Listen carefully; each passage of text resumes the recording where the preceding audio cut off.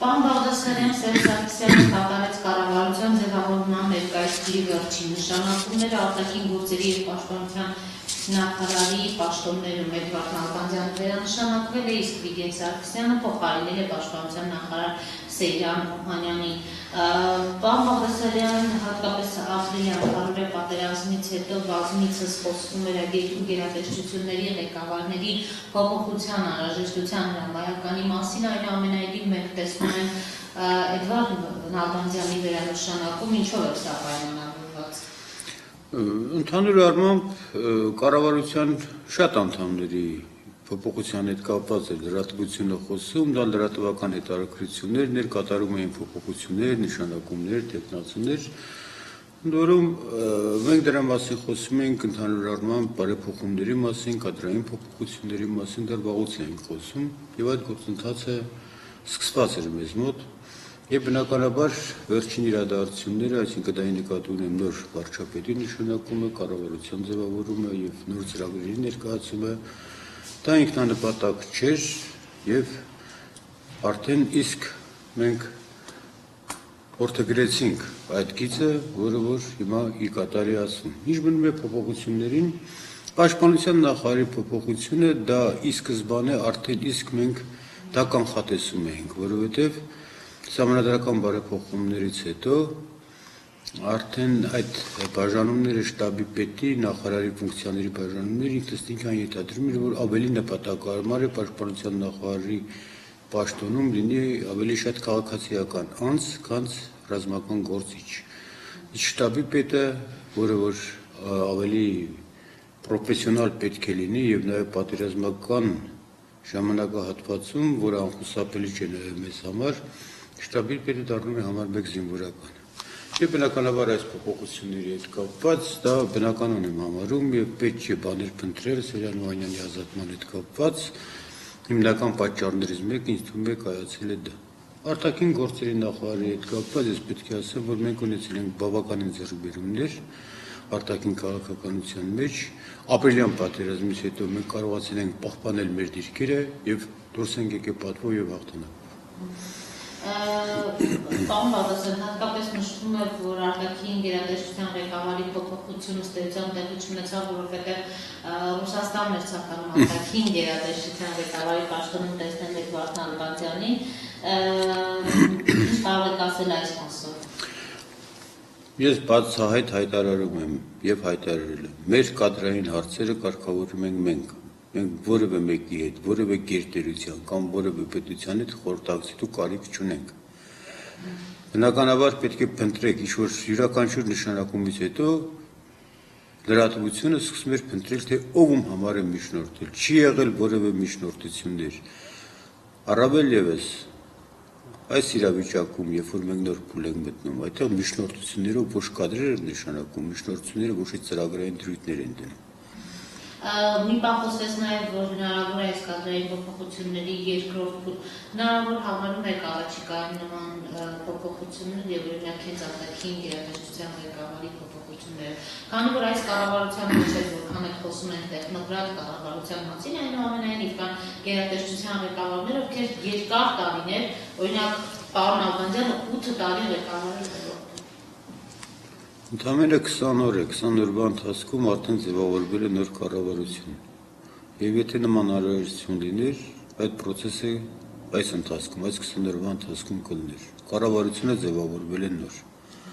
Մնացածը արդեն ցույց կտա աշխատանքը, եւ նորանշանակների, եւ հնաբնակների աշխատանքի գնահատականը տրվի որոշակի ժամանակ հետո։ Իսկ բնականաբար փոփոխությունները պետք է շարունակվեն։ Միայն նախարարներով ամբողջ կառույցը չի սահմանափակվում, այնտեղ կան տարբեր գերատեսչություններ, ներքին օղակներ, դատաիրավական համակարգ, կլինեն քննարկումներ, կլինեն փոփոխություններ։ Յուրի Խաչատուրովի փոփոխությունը ենթադրում է արդյոք, որ քարորիա պատերազմից հետո կամ այդ ընթացքում թերացումների բացերի համար ինչ որ առումով, քանի որ բավականին ամուր անդրադարձավ նրա մեղքի բաժինը, կա իշխանություններ է տեսել դա եւ դրա համար գնացել այս փոփոխությունների եւ ինչպես դուք նշեցիք, բերելով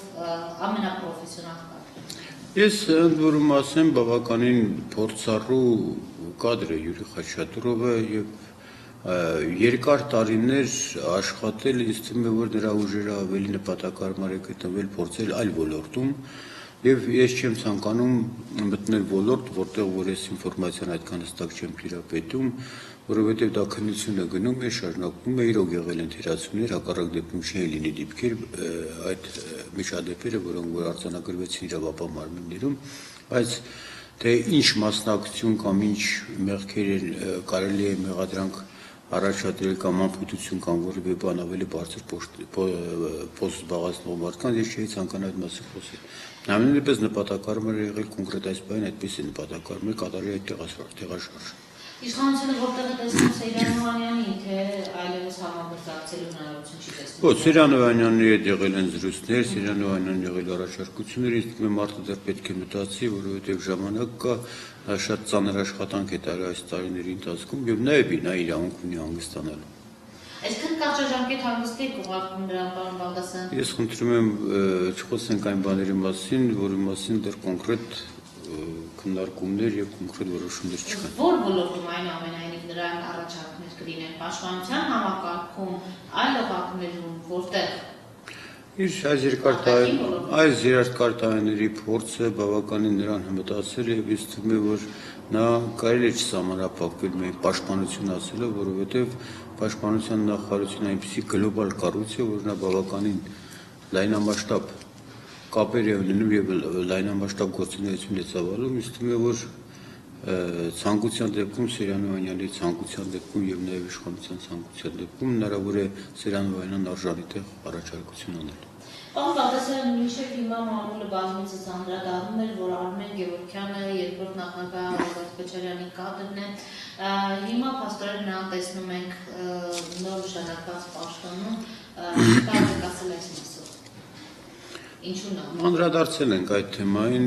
նորից եմ կրկնում, մեր թիմի մեջ կան պետականամետ մարդիկ, չկա այս մարդու կադրը, մյուսի կադրը, դա ընդհանուր թիմ է եւ բոլորը նպատակը մեկ է, լսվեն գործին եւ կարողանան միասնական գործը առաջ տանել։ Արմեն Գևորգյանը աշխատել է Սերժ Սարգսյանի հետ, աշխատել է Ռոբերտ Քոչարյանի հետ, աշխատել է նաեւ Լևոն Տեր-Պետրոսյանի հետ։ Այսինքն ում հետ որ մարդ աշխատում է, պետք է համարել այդ մարդու կադրը, այդ նախագահի կադրը, ես այդքան արդարացի չեմ համարում։ Բայց ես տեղյակ եմ եւ դուք բոլորդ դուք ականատեսն եք եղել, որ Արմեն Գևորգյանը պետականամետ իր երկրի ու պետությունը սիրող անձնավորություն է։ Երբ կտեսնի հանրությունը արդեն իսկ ձևավորված ամբողջական տեսքով ձևավորված կառավարության կողմից իրականացվող իրական փոփոխություններ, Ես չեմ կարծում, կառավարության ղեկավարը նշեց, որ առաջին փուլ կլինի կարճաժամկետ եւ երկրորդ ավելի երկար։ Ես չեմ կարծում, որ շատ կարճ ժամանակում շատ տեսանելի ինչ-որ մեծ